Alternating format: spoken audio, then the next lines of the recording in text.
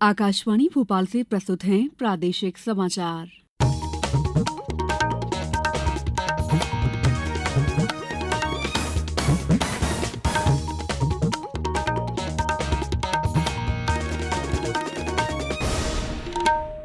नमस्कार, समाचारों के साथ मैं दीपा सिंह। सबसे पहले मुख्य समाचार।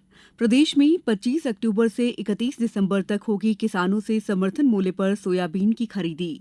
प्रदेश में बाढ़ प्रभावित क्षेत्रों के 700 से अधिक लोगों को सुरक्षित निकाला गया। पोषण माह के तहत प्रदेश में कार्यक्रमों का आयोजन और प्रदेश में आज भी कुछ जिलों में बारिश का अलर्ट। 16 सितंबर से बारिश का एक और दौर शुरू होने की संभावना। अब समाचार विस्तार से। प्रदेश में किसानों से समर्थन मूल्य पर सोयाबीन खरीदी का कार्य 25 अक्टूबर से 31 दिसंबर तक किया जाएगा। मुख्यमंत्री डॉ मोहन यादव के निर्देश पर मुख्य सचिव वीरा राणा की अध्यक्षता में खरीदी कार्य के लिए उत्कृष्ट व्यवस्थाएं सुनिश्चित करने के लिए कल हुई बैठक में यह निर्णय लिया गया। मुख्य सचिव ने बैठक में खरीफ कृषि उपज की समीक्षा करते हुए सोयाबीन खरीदी की बेहतर व्यवस्था सुनिश्चित करने के लिए राजस्व विभाग को गिरदावरी का कार्य सुनिश्चित करने के निर्देश दिए हैं। उन्होंने ई प्रोक्योरमेंट पोर्टल पर 25 सितंबर से 15 अक्टूबर तक किसानों द्वारा रजिस्ट्रेशन के लिए सभी आवश्यक व्यवस्थाएं सुविधाजनक रूप से करने के लिए कहा है। बैठक में निर्णय लिया गया है कि समर्थन मूल्य पर सोयाबीन खरीदी की एजेंसी मार्कफेड होगी और भंडारण की व्यवस्था स्टेट वेयर हाउसिंग कॉर्पोरेशन और बारदाना की व्यवस्था मार्कफेड द्वारा की जाएगी। प्रदेश के कई जिलों में लगातार वर्षा से स्थिति बेकाबू हो गई है। इससे बांध लबालब भर गए हैं और नदियां भी उफान पर हैं। कई इलाकों में बाढ़ जैसे हालात हैं और सरकार को विभिन्न एजेंसियों के जरिए राहत और बचाव अभियान चलाना पड़ रहा है। पेश है हमारे संवाददाता की एक report.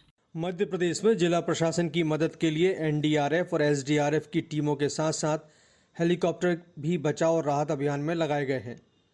State disaster command centre द्वारा दी गई जानकारी के अनुसार प्रदेश में 40 से ज़्यादा स्थानों पर कल बचाव कार्य चलाकर 700 से ज़्यादा लोगों को बाढ़ प्रभावित इलाकों से सुरक्षित निकाला गया।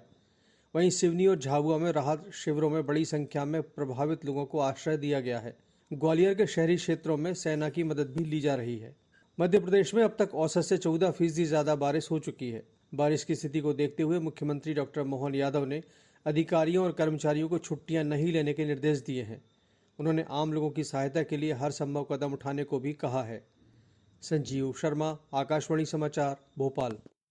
उधर हमारे ग्वालियर संवाददाता ने बताया कि ग्वालियर जिले की डबरा तहसील के ग्राम सिकरा और खेड़ी रायमल में पानी के बीच फंसे लगभग 125 लोगों को सुरक्षित निकाल लिया गया है। जिले के विभिन्न गांवों से कुल मिलाकर 525 लोगों को निकाला गया है। इन सभी लोगों को अस्थायी राहत शिविरों में रखा गया है। कलेक्टर रुचिका चौहान ने बताया कि डबरा तहसील के ग्राम सिकरा में फंसे लोगों को जिला प्रशासन और जनपद पंचायत के संयुक्त दलों ने कड़ी मेहनत और सूझबूझ के साथ एसडीआरएफ के सहयोग से सुरक्षित निकाल लिया।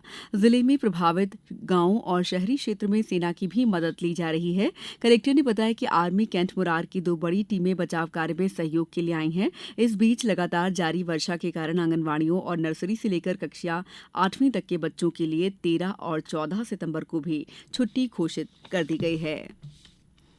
मुख्यमंत्री डॉ मोहन यादव ने कटनी जिले के बहोरी बंद में 1011.05 करोड़ रुपए की लागत की बहोरी बंद उद्वहन माइक्रो सिंचाई परियोजना के निर्माण कार्यों का शुभारंभ किया। मुख्यमंत्री ने कहा कि परियोजना से कटनी जिले की 4 तहसीलों के 151 गांव की 32,000 हेक्टेयर जमीन सिंचित होगी। इससे किसानों द्वारा स्प्रिंकलर ड्रिप लगाकर सिंचाई की जा सकेगी। इस पद्धति से किसानों को कम पानी में अधिक सिंचाई का लाभ और उत्पादन मिलेगा। मुख्यमंत्री ने कहा कि परियोजना से कटनी के नागरिकों को पेयजल आपूर्ति के प्रयास भी किए जाएंगे। मुख्यमंत्री ने कटनी जिले में विकास के लिए 55 करोड़ के विभिन्न विकास कार्यों का लोकार्पण और भूमि पूजन भी किया। मुख्यमंत्री ने कहा कि अयोध्या की तर्ज पर चित्रकूट धाम को भव्य और दिव्य बनाया जाएगा। गोपाल कृष्ण के नाम पर प्रदेश के सभी नगर पंचायत, नगर पालिका और नगर निगम में भगवत गीता के 18 अध्यायों पर केंद्रित गीता भवन बनाए जाएंगे। बहोरी बंद को 15 वार्ड जोड़कर नगर परिषद बनाया जाएगा। मुख्यमंत्री ने कार्यक्रम में विभिन्न विभागों के हितग्राहियों को हितलाभ वितरित किए। देश में 17 सितंबर से स्वच्छता ही सेवा राष्ट्रव्यापी अभियान प्रारंभ हो रहा है। इसके अंतर्गत आज शाम केंद्र सरकार द्वारा इस आयोजन के शुभारंभ की औपचारिक घोषणा की जाएगी। केंद्रीय आवासन और शहरी कार्य मंत्री मनोहर लाल खट्टर, केंद्रीय राज्य मंत्री तोखन साहू के साथ देश के राज्यों के मंत्रीगण शामिल होंगे। इस मौके पर केंद्रीय मंत्री देश में स्वच्छता के क्षेत्र में प्रमुख कार्य करने वाले नगरीय निकायों के सफाई मित्रों, संगठनों और संस्थाओं से चर्चा करेंगे। केंद्रीय मंत्री इस मौके पर प्रदेश के झाबुआ शहर के सफाई मित्र और स्वच्छता टीम से ऑनलाइन संवाद करेंगे। उल्लेखनीय है कि 25 अगस्त को प्रधानमंत्री नरेंद्र मोदी ने मन की बात कार्यक्रम में झाबुआ शहर में वेस्ट टू वेल्थ अवधारणा पर आधारित प्लास्टिक अपशिष्ट और अनुपयोगी सामग्री से तैयार किए गए 3R पार्क की सराहना की थी। समाचारों में वक्त है ब्रेक का। ये समाचार आप आकाशवाणी मध्य प्रदेश से सुन रहे हैं। हमारे समाचारों को अब आप कभी भी और कहीं भी अपनी सुविधा के अनुसार सुन सकते हैं। ये समाचार बुलेटिन YouTube, X प्लेटफॉर्म और Facebook पर AIR न्यूज भोपाल पेज पर सुने जा सकते हैं। इसके अलावा आप हमारी वेबसाइट newsonair.gov.in पर अथवा न्यूज ऑन AIR ऐप पर भी समाचार सुन सकते हैं। ब्रेक के बाद समाचारों में आपका एक बार फिर स्वागत है। पोषण माह के तहत प्रदेश में लगातार जनजागरूकता के कार्यक्रम आयोजित किए जा रहे हैं। आगर मालवा जिले में गर्भवती महिलाओं, धात्री माताओं और बच्चों के पोषण स्तर को सुधारने हेतु आंगनवाड़ियों पर आयोजित की जा रही विशेष गतिविधियों के साथ पोषण संबंधी जानकारी का व्यापक प्रचार प्रसार किया जा रहा है। इसी कड़ी में कल आंगनवाड़ी केंद्र चांदन गांव में पोषण व्यंजन प्रदर्शनी का आयोजन कर कुपोषण को मिटाने का संदेश दिया गया। खंडवा में पुनासा ब्लॉक में आंगनवाड़ी कार्यकर्ताओं के द्वारा पोषण मटका प्रदर्शनी के तौर पर लगाया गया है।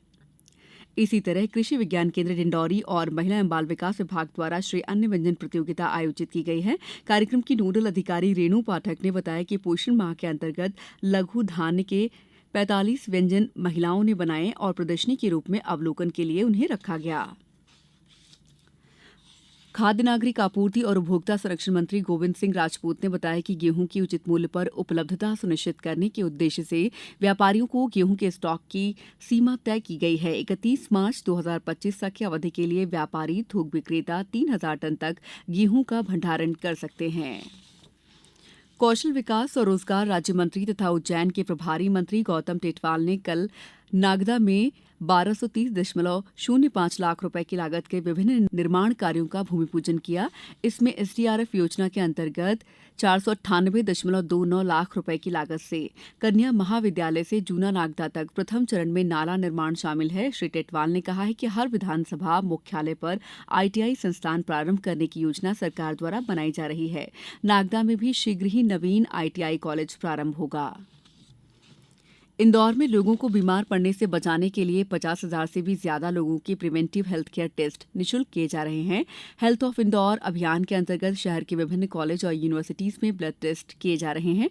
इस अभियान में इससे पहले 2.5 लाख से ज्यादा टेस्ट किए गए हैं। सांसद शंकर ललवानी ने कहा कि आज भी ये जांचें की जाएंगी। इन शिविरों में रक्त की विभिन्न जांच कर व्यक्ति के स्वास्थ्य की स्थिति देखी जाएगी, जो पूर्णतः निःशुल्क होगी। मौसम विभाग ने आज भी अशोकनगर, शिवपुरी, ग्वालियर, दतिया, श्योपुर और निवाड़ी जिलों के लिए अति भारी बारिश का ऑरेंज अलर्ट जारी किया है। प्रदेश के अन्य जिलों के लिए भी कहीं कहीं भारी वर्षा का येलो अलर्ट जारी किया गया है। इस बीच मौसम विभाग के वैज्ञानिकों ने बताया कि बंगाल की खाड़ी में एक और लो प्रेशर एरिया बन रहा है, जिसके प्रदेश में पहुंचने पर 16 सितंबर से एक और दौर शुरू हो सकता है। इस बीच भोपाल में सितंबर माह में 8.6 इंच बारिश हो चुकी है। फिलहाल आज और कल यहां वर्षा से राहत मिल सकती है। अब कुछ समाचार संक्षेप में। मुख्यमंत्री डॉ मोहन यादव ने रिश्वत लेने के मामले में मऊगंज जिले के अपर कलेक्टर अशोक कुमार ओहरी को तत्काल प्रभाव से निलंबित करने के आदेश दिए हैं। इस प्रकरण में लोकायुक्त द्वारा कार्रवाई की जा रही है।